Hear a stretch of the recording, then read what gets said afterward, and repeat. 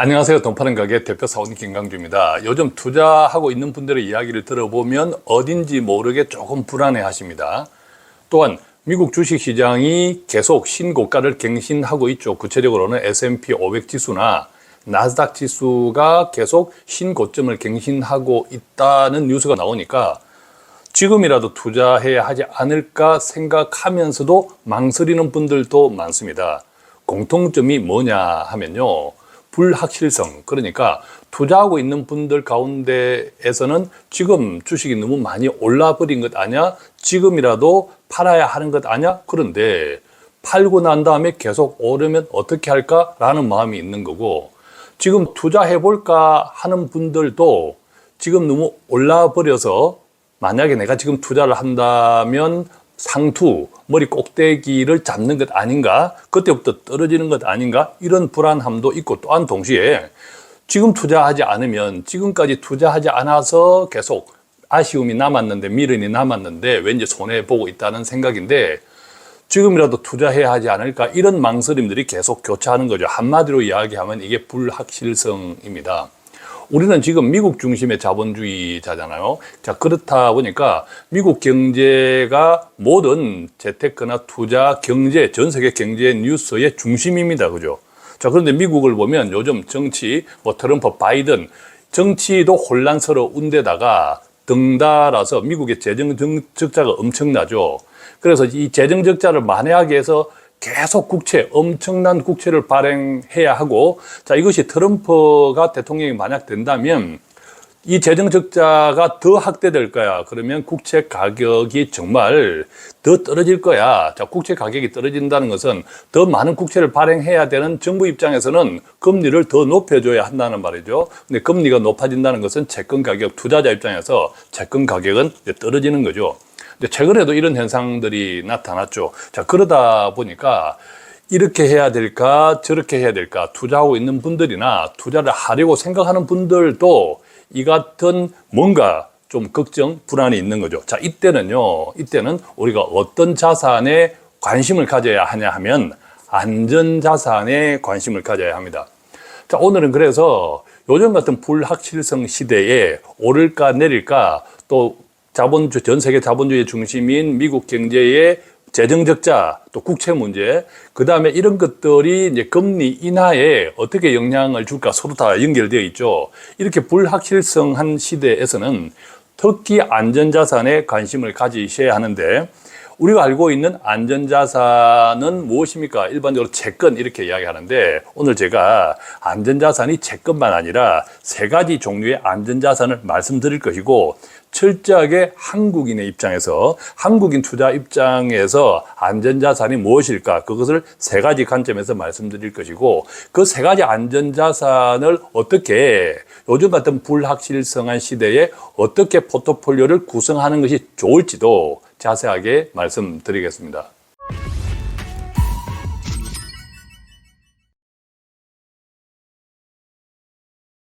자, 지금은요, 우리가 다 알고 있는 것처럼 글로벌 투자 시장입니다.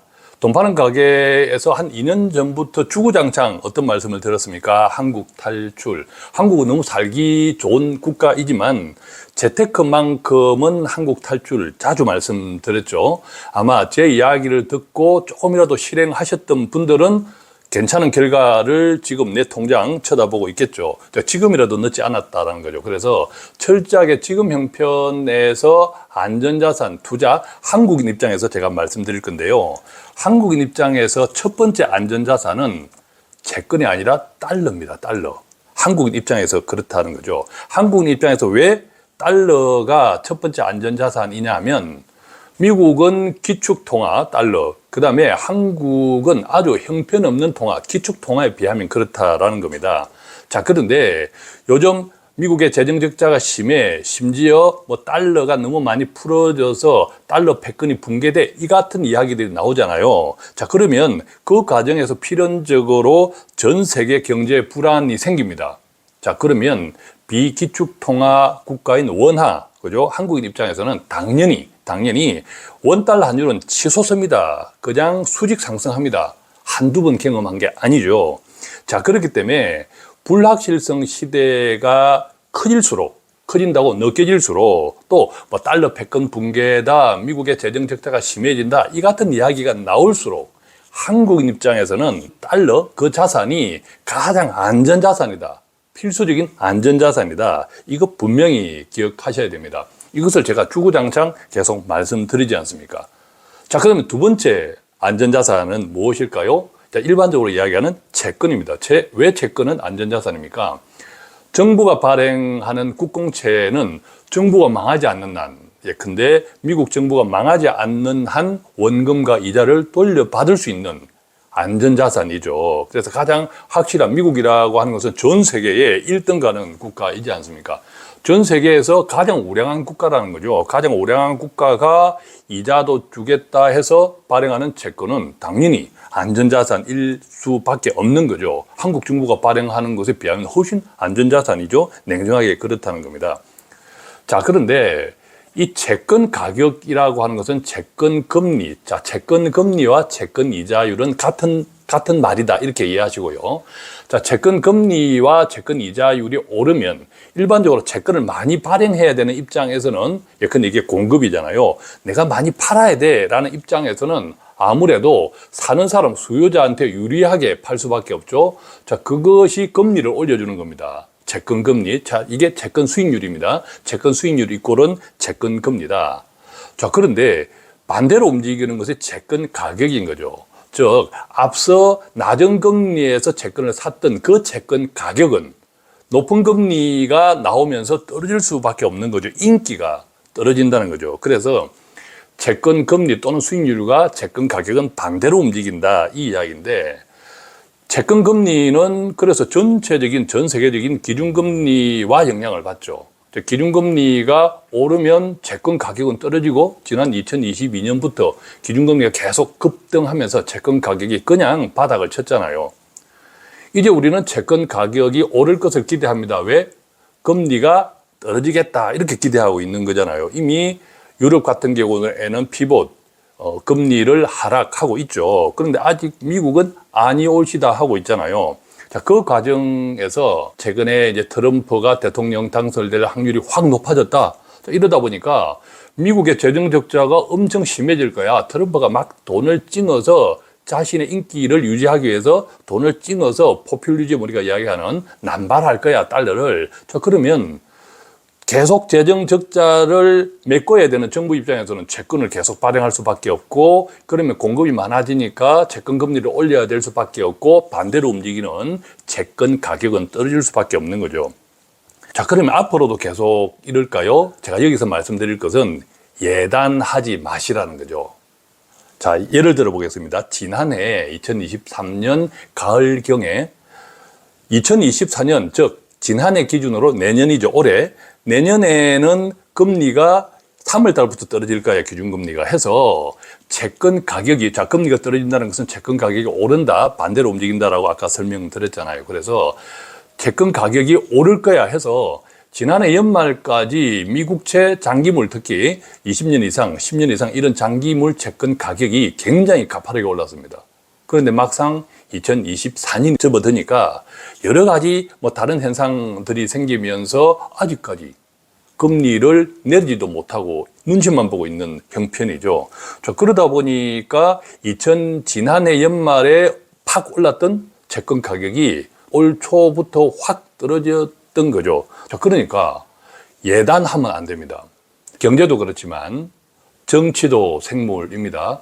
언제 어떻게 변화될지 알 수 없는 거죠. 자, 그렇기 때문에 예단하지 마시고, 그러면 무엇을 봐야 될까? 큰 방향성을 보자, 이거죠. 저는 미국이 작은 국가가 아니잖아요, 그죠? 전 세계를 호령하는 1등 국가입니다. 그런다고 해서 채권 가격이 지금 우리가 예상하는 것만큼 계속 붕괴될까? 그렇게 생각하지 않습니다. 왜냐? 자, 지금 기준금리를 떨어뜨리는데 가장 큰 영향을 주는 것은 인플레이션, 물가가 아니고요. 물론 물가가 상당히 큰 영향을 주지만 더 큰 영향을 주는 것은 바로 경제입니다. 우리가 경기 침체죠. 이 경기 침체에 가장 영향을 주는 것은, 경기 침체 여부를 판단하는 데 가장 영향을 주는 것은 고용률입니다. 최근 나오는 이 고용률에 대한 통계 자료를 보면 고용률이 계속 떨어지고 있다, 악화되고 있다라는 자료가 계속 나오고 있습니다. 즉, 더 이상 미국이 기준금리를 더 이상 인하하는 것을 늦추지 마라, 이런 사인들이 계속 나오고 있습니다. 물론 뭐 최종적인 결정은 미국 연준에서 하겠지만, 자, 제가 말씀드리는 것은 큰 방향성입니다. 금리는 떨어지는 쪽으로 움직일 수 있는 가능성이 점점 높아지고 있는 거죠.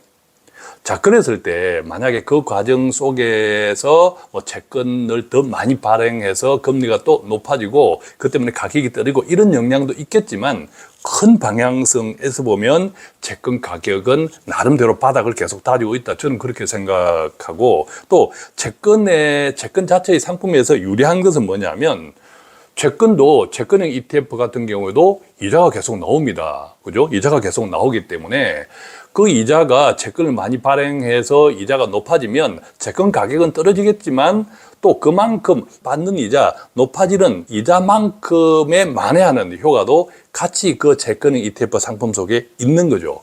그리고 조금 전에 말씀드린 대로 큰 틀에서 보면 채권의 방향성을 보고 예단하지 마시고, 미국이라는 나라가 결코 작은 나라가 아니다, 많은 사람들이 우려하고 걱정하는 그 시나리오대로 그대로 흘러가도록 그대로 방관하는 그런 국가가 미국은 아니다라고 생각하시면 좋겠고요. 그래서 두 번째 안전자산은 여전히 미국 채권형 ETF, 채권에 관심을 가지시라, 이 말씀 드리고 싶고, 어쨌든 이 채권도 뭐 제 책 봉지라면 재테크 책에 자세히 설명이 되어 있잖아요. 또 채권형 ETF 가운데에서도 한 배수로 움직이는 ETF, 예컨대 장기국채 TLT, 또 IEF 같은 한 10년물 이내 이런 ETF들이 있고, 또 장기국채의 3배로 움직이는 레버리지 ETF도 있죠. TMF 같은 경우. 자, TMF는 특히 지난 전 고점에 비하면 지금 무려 마이너스 80%예요.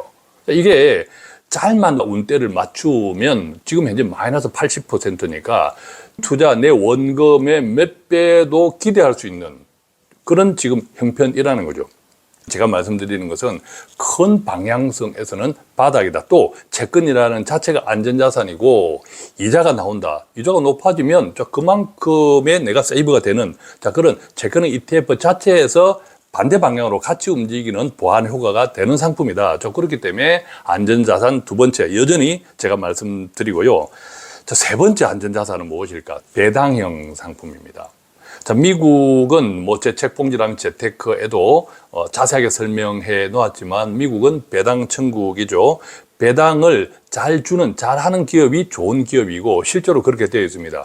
한국은 삼성전자가 배당을 많이 하는 기업 가운데 하나죠. 물론 한국에도 금융회사들, 은행들 배당 많이 합니다. 자, 그런데 배당만 중요한 것이 아니라 주가, 내가 투자한 원본 가격의 상승도 같이 기대할 수 있는 것이 가장 베스트 하잖아요. 자, 베스트 하다는 측면에서 보면 고배당 ETF. 이 배당이라고 하는 것은 주가하고 상관없이 지급됩니다. 기업의 하나의 약속이기 때문에. 근데 뭐 한국 따지면 삼성전자 주가가 떨어졌다고 해서 배당을 안 준다, 그런 일은 없잖아요. 자, 그렇기 때문에 어떤 의미에서는 제가 배당을 일종의 안전 마진이다라고 표현하는 것도 그런 이유입니다. 그 다음에 이제 배당을 주는 기업들은 한국의 삼성전자를 예를 들어 보면 대체로 장사를 잘 합니다. 이익이 남아야 배당을 주잖아요. 그 다음에 현금이 많습니다. 돈이 있어야 배당을 주니까. 그래서 배당을 주는 기업들은 고배당 ETF에 속해 있는 기업들은 대부분 우량 기업들이고, 이런 우량 기업들은 결과적으로는 제가 자주 말씀드리는 자본주의는 평균에 성장한다라고 할 때 그 평균의 성장을 견인하는 기업들이다. 자, 그런 측면에서는 이 배당주, 고배당주 ETF 같은 경우도 큰 틀에서는 저는 안전자산에 속한다, 이렇게 생각이 드는 거죠.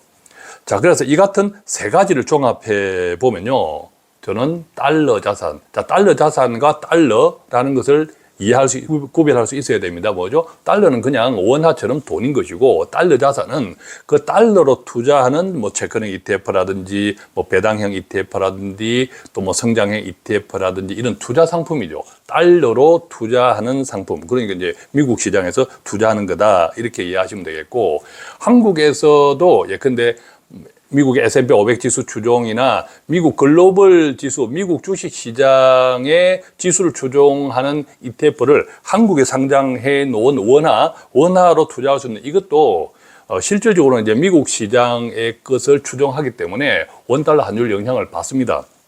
그래서 한국 시장에 상장된 것도 우리가 달러가 안전자산이라고 생각하면 반드시 미국 중심의 글로벌 ETF에 투자하시라. 그런 중심으로 포트폴리오를 짜시라라는 말씀을 거듭 자주 드립니다. 제 책 봉지라면 재테크도 이런 내용. 그래서 봉지라면 재테크에 보면 미국 라면이 좋을까? 즉 미국의 달러로 투자하는 미국 라면이 좋을까? 한국의 원화로 투자하는 한국 라면이 좋을까? 이런 것도 제가 자세히 설명해 두었죠. 그래서 가능하면 물론 여윳돈이어야겠죠. 여윳돈. 우리가 모든 투자는 뭐 그게 채권형이든 뭐 성장형이든 레버리지든 상관없이 모든 투자는 여윳돈으로 하셔야 내가 기다릴 수 있다. 그래서 종합적으로 하면 우리가 달러 자산에 관심을 가져보자. 그러면 이게 달러 자산에 관심을 가질 때 아까 채권형 자산, 배당형 ETF 이런 것들을 어떻게 내가 포트폴리오를 구성하면 좋을까? 이것은 제 책 봉지라면 재테크에 자세히 여러 가지 포트폴리오 사례를 소개해 놓았지 않습니까? 구체적으로 보면 순환라면 시리즈를 참고해 보시고, 순환라면 시리즈는 성장주 ETF 플러스 미국의 7년에서 한 9년, 10년물 이내인 IEF 채권 ETF, 또한 TLT 20년물 이상의 채권 ETF 등등으로 이 순환라면 시리즈는 순환라면 시리즈와 조금 순환라면 시리즈 있다. 이렇게 책에 소개되어 있고요. 물론 책 읽으신 분들은 다 아시겠죠. 그 다음에 여기에 이제 배당형 ETF를 좀 섞어보자 하면 제 책에서 참고할 것은 거의 라면 시리즈죠. 거의 라면 시리즈에는 당연히 배당형 ETF가 포트폴리오에 구성이 되어 있고, 이 거의 라면 시리즈는 이제 배당의 중심이니까 은퇴하시고 목돈을 이용하려고 하시는 분, 연금도 받아가면서 연금으로 활용해 가면서 그런 분들에게도 좋고, 다만 내 돈을 키워가면서 내가 배당으로 받겠다 이런 니즈, 아니면 나는 배당을 좀 많이 받고 싶어, 내 원금이 조금 줄어들더라도 그 대신에 길게 받고 싶어, 이런 분들도 있을 수 있죠. 그래서 이 거의 라면 시리즈도 제 책에는 3가지 타입으로 자산 정식을 겸하면서 배당, 아니면 배당 우선 이런 등등의 한 3가지 타입의 거의 라면 시리즈. 이 거의 라면 시리즈에는 고배당 ETF가 포함되어 있다. 그 다음에 결코 성장을 포기하지 마십시오. 성장. 결국은 자본주의는 계속 평균적으로 성장해 왔고 앞으로도 그럴 거라고 저는 늘 말씀드립니다. 왜? 인간의 선한 담력, 기술은 계속 성장하잖아요. 자, 그것 때문에 또 자본주의는 인류가 망하지 않는 한 절대 망하지 않는다. 그 말씀도 가끔 드리죠. 그래서 성장을 포기하지 마시라. 물론 당연히 여윳돈으로. 그렇기 때문에 순환라면 시리즈든 거의 라면 시리즈든 그게 제가 항상 포트폴리오 속에 뭐 어떤 것을 포함해 놓았습니까? S&P 500 지수라든지 뭐 나스닥 100 지수, 자신의 투자 유행에 따라서 그것들이 포트폴리오에 어느 정도 비율로 항상 포함되어 있죠. 그래서 내가 그런 성장형 ETF에 어느 정도의 비중을 가질 것이냐 하는 것에 따라서 라면의 종류가 달라질 것인데, 그것은 여러분들의 투자자 성향이다. 이렇게 판단하시면 좋겠고요. 마지막으로 조금 부연해 드릴 것은, 우리가 재테크 책들을 자주 참고하지 않습니까? 뭐 제 책, 봉지라면 재테크 책도 마찬가지인데, 그런데 이 재테크 책을 구매하실 때, 선택하실 때 한 2가지 정도를 좀 기준으로 정하면 좋겠어요. 첫째는 너무 두꺼운 책은 읽기에 부담스럽습니다. 그죠? 너무 두꺼운 책. 그래서 분량은 한 250페이지에서 300쪽 정도가 적당합니다. 제 책도 이제 그런 기준에 따라서 그 정도로 구성이 되어 있는 거거든요. 그래서 읽기에 먼저 편해야 되고, 그 다음에 2번째, 책이 너무 두꺼워진다는 것은 내용이 상당히 많이 들어간다는 건데, 사실 알찬 내용들이 많아요. 책이 두꺼운 책들은 알찬 내용들이 많습니다. 근데 알찬 내용들이 많다는 것은 너무 디테일하다는 겁니다. 자, 디테일하기 때문에 우리가 지식 공부하려고 하는 것은 아니잖아요. 지식 공부에서 강의할 목적이면 자, 그런 책들을 보십시오. 그런데 지식을 자랑하려는 것이 아니라 구체적으로 내 돈을 불려야 한다. 자, 그런 측면에서는 너무 디테일한 책들은 결정 장애가 생깁니다.